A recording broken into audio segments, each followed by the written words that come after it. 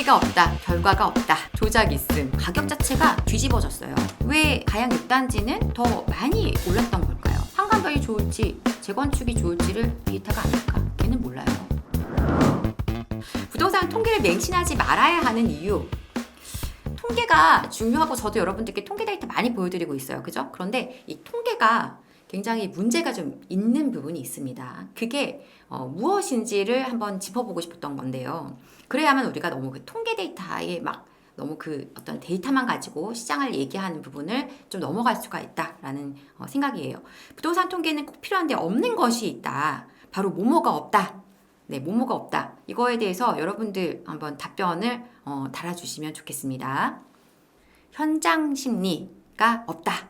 심리가 없다. 심리가 없다라는 의견들이 많이 있으십니다. 네, 심리 지수가 없다. 현 상황이 없다. 비슷한 답변들을 많이 주고 계세요. 눈치가 없다. 눈치가 없다. 너무 재밌는, 그리고 굉장히 맞는 말씀들 해주시고 계십니다. 기준이 없다. 기준도 없죠. 통계에는 기준이 없습니다. 사실은 기준을 세우기 따라서 다른 것이죠. 네, 아주 좋은 답변들입니다. 심리가 없다는 말씀도 맞고요. 자, 답변이 거의 다 나왔습니다. 제가 쓴 답변을 공개하면요, 짜자자자잔, 미래가 없다. 네, 그래서 지금 우리 가치가 없다, 미래 예측이 없다. 이 답변이 아주 저의 답과 유사하신 답변이고요. 다른 분들의 답도 틀린 답이 아닙니다. 그러니까 통계를 보는 시각을 우리가 다양하게 이렇게 살펴볼 수 있는 부분인 것 같습니다. 그래서 자, 통계에는요, 미래가 없어요. 통계는 제가 또 적었습니다. 미래 가치가 없다. 미래에 대한 가치 평가를 할 수가 없어요. 통계에서는요. 통계는 뭐만 있습니까? 과거와 현재를 그냥 반영해 주는 거예요. 숫자로, 데이터로. 그러다 보니까 여기는 우리 미래 가치에 대한 반영이 되어 있지 않다라는 것입니다. 그래서 이것은 그냥 이런 얘기 하시더라고요. 반복된다. 과거는 반복된다. 반복될 수도 있고요. 안 될 수도 있습니다. 과거가 무조건 똑같이 간다는 이건 아주 큰 오류를 만들어낼 수도 있는 얘기예요. 왜냐하면 시장은 항상 변하고요. 부동산 시장은 생물 같은 시장이고요. 인구도 바뀌어지고 있고 사람들의 가치도 바뀌어지고 있고 도시도 지금 변화하고 사라지는 도시가 생기는가 하면 어떤 도시는 사람들이 넘쳐나기도 합니다. 그걸 어떻게 이 통계 안에서 다 담겠습니까? 미래의 일들인데요. 그래서 통계는 과거와 현재만 있다라는 거예요. 아주 중요한 얘기죠. 그래서 과거와 현재만 있다. 자, 그래서 뭐 예를 들어서 심리지수라든가 이런 것들이 있긴 하지만 이거는 뭐예요? 현재의 미래를 생각한 현재 심리를 반영한 겁니다. 앞으로 1년 뒤에 어떻게 될까에 대한 그런 것들 심리지수 나오잖아요. 그거는 현재 심리인 거예요, 사실은. 그렇게 될 것 같다고 예측인 것이고요. 그리고 통계 중에도 예측 통계들이 나오죠. 이렇게 될 것 같다. 그 중에서 확실하게 통계에서 미래를 우리가 읽을 수 있는 거는 인구수 그리고 공급량입니다. 네. 인구수는 제가 말씀드리잖아요. 우리 많이 얘기 나눴잖아요. 여성이 한 분이 자녀를 낳으면 여기가 이 자녀를 하나씩 지금 0. 서울 추산 75 되나요? 0.75 한 명, 0.75명, 0.68명이었어요. 서울 0.68명. 한 명도 안 낳았습니다. 한 명도 안 낳아요. 그럼 여자 한 분이 자녀를 하나 낳으면 이게 여성인지 남성인지 알 수가 없겠죠? 여기서 또 50%로 갈리니까요. 인구 통계는요, 미래에 대한 굉장히 예측이 가능한 부분이에요. 그래서 이제 지금 이 상태에서 크게 어떤 엄청난 변화가 일어나지 않는 한 그냥 우리 글이 정해져 있는 거예요. 공급량도 마찬가지입니다. 내일 갑자기 집이 하나 턱 지어질 수가 없기 때문에 인허가 받고 착공하고 그 과정 속에서 통계 수치에서 충분히 공급량을 읽을 수 있잖아요. 그래서 제가 이 공급 물량이 뭐라 그랬어요? 내비게이션이라고 했지 않습니까? 부동산은 내비게이션이다. 부동산 시장에 대한 제일 명확한 방향을 알 수 있는 것 중에 하나가 이 공급량이라는 얘기를 드렸잖아요.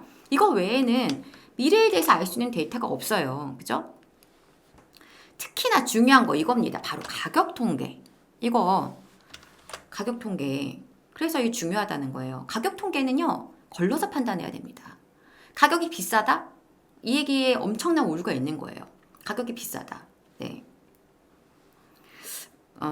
죄송하지만 그 통계 데이터 맹신하시는 분이 있으셔가지고요. 제가 볼 때는 부동산은 수학이 아닙니다. 네, 그렇게 전자계산기 넣어서 딱 답 나오는 수학 계산기가 아니라는 거죠. 부동산 계산기는 없어요. 그래서 우리가 이러한 어떤 얘기들에 너무 혹하시면 안 된다.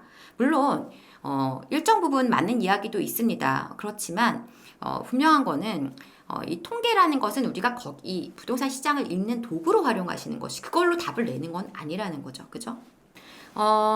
제가 지금 말씀드리고 싶었던 건 이런 건데요.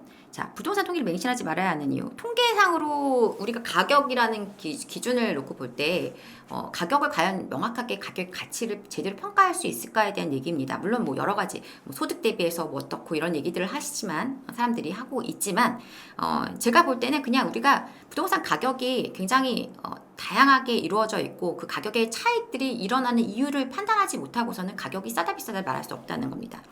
자, 아파트별 매매 가격 지수예요. 매매 가격 지수. 이거 제가 만든 겁니다.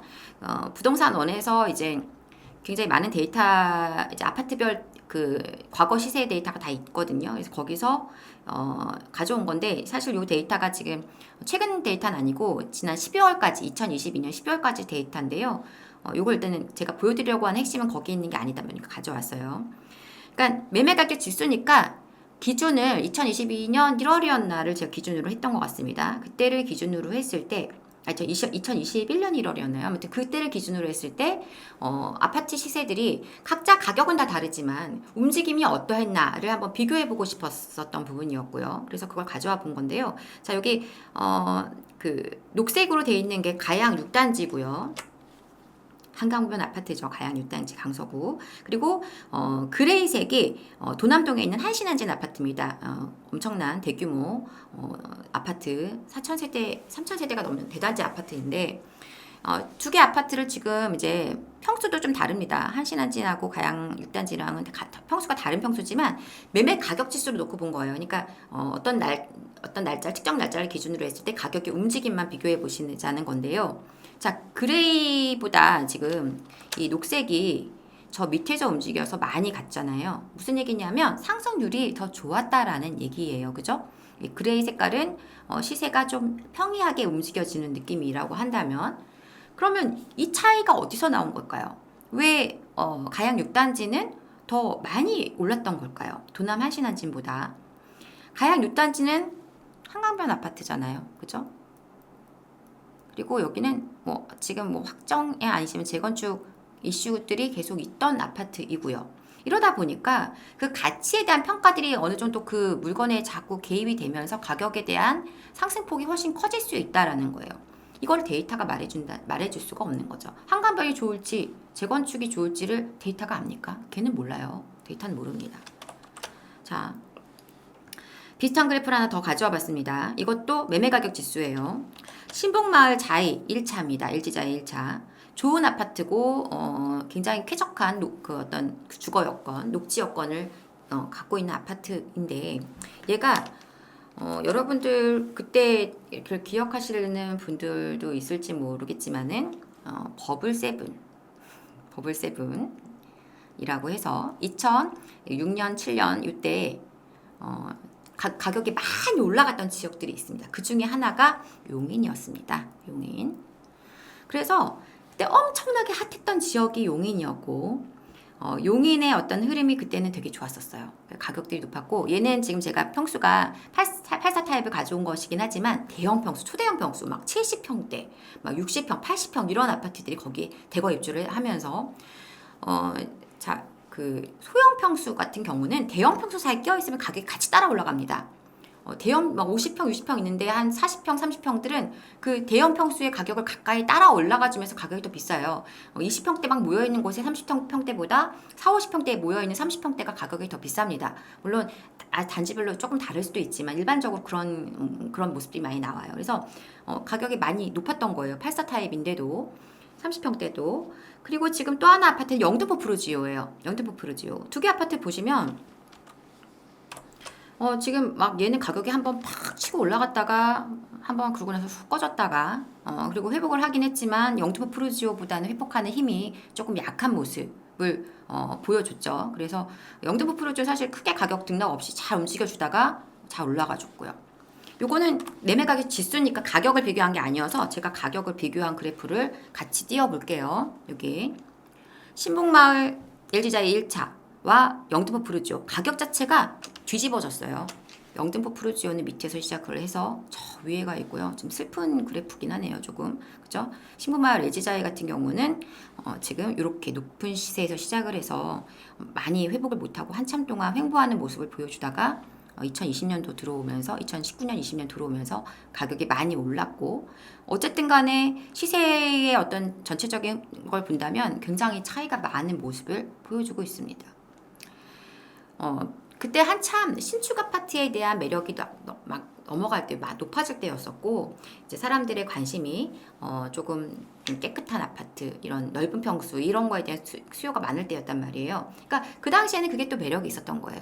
현재 상황은 그런데 미래는 어떻게 바뀔 것이냐 우리는 그거에 대한 사고를 끊임없이 해야 됩니다. 그래서 제가 여러분들께 요즘 제일 많이 말씀드리고 있는 키워드들이 있잖아요. 그죠? 인구 구조의 변화, 양극화 그리고 그에 따른 어떤 부동산 가치 변화 이것들 제가 계속 말씀드리는 이유가 답을 거기서 찾아야 되지 현재에서 찾으시면 안 된다라는 겁니다. 현재에서 찾으면 결국은 또 나중에 가서 미래 가치를 제대로 판단하지 못하면 물론 우리가 미래 가치에 대해서 생각하는 것이지 그게 답이라고 확정 지을 수는 없겠지만 생각을 많이 하는 사람과 생각을 하지 않는 사람은 엄청난 차이가 있을 수 있다라고 저는 생각을 합니다.